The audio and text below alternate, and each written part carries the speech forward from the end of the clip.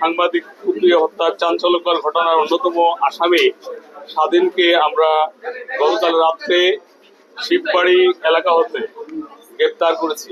এই ঘটনার সাথে জড়িত স্বাধীন অন্যতম আসামি।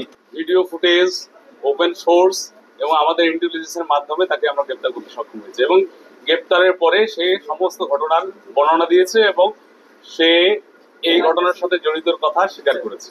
স্বাধীন সে একটা গ্রুপের সাথে জড়িত, সেই গ্রুপের অন্যান্য মেম্বারদের সহায়তা সে এখানে গিয়েছে এবং সে আপনারা ভিডিও ফুটেজে দেখেছেন, সে তার প্রকাশ্য অবস্থানটা আপনারা নিজেরাই দেখেছেন। আপনাদের সোর্স, আমাদের সোর্স সবাই এটা নিশ্চিত করেছে।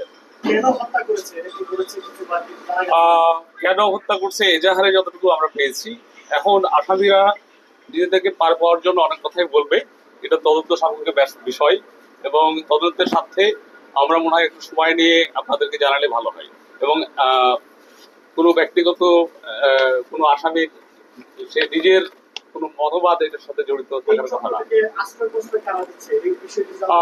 এটাও একটা গোপনীয় বিষয়, কিন্তু তদন্ত এখনো চলমান রয়েছে। আমার মনে হয় যে যথাসময়ে এগুলো সব জানা যাবে। স্বাধীন কি পেশাদার ছিনতাইকারী চক্রের সদস্য কিনা?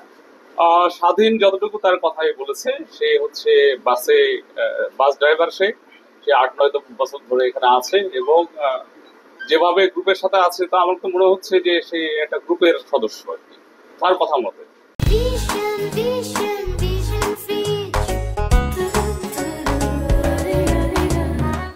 ওদের কথাই তো আমরা বলতে পারবো না যে তারা তাদের মূল কথা যে অস্ত্রশস্ত্র যারা নিয়ে থাকে তারা কি কাজ করে।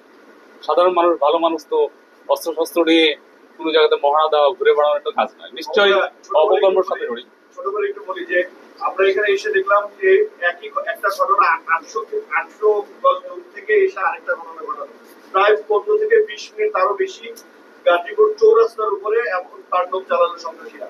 আইন শৃঙ্খলা বাহিনীর ব্যর্থতা কতটুকু?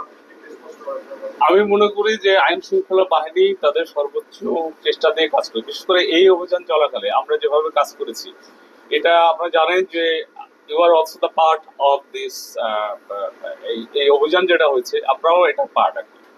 আপনাদের সিসি ক্যামেরা ফুটেজ আমাদেরকে সাধারণ মানুষ সহযোগিতা করেছে, আমাদেরকে অন্যান্য বাহিনীরা, আমাদের তো লিঙ্ক আপ আছে, কে কোথায় যাচ্ছে, আমরা একসাথে সবাই কাজ করেছে আর কি। এখানে ব্যর্থতার কথা যাবে না। আপনি জানেন যে সবাই ধরা পড়েছে, অনেকগুলোই ধরা পড়েছে এবং তদন্তের পরে হয়তো আরো কিছু নাম আসবে যাদেরকে আমরা ধরতে পারবো।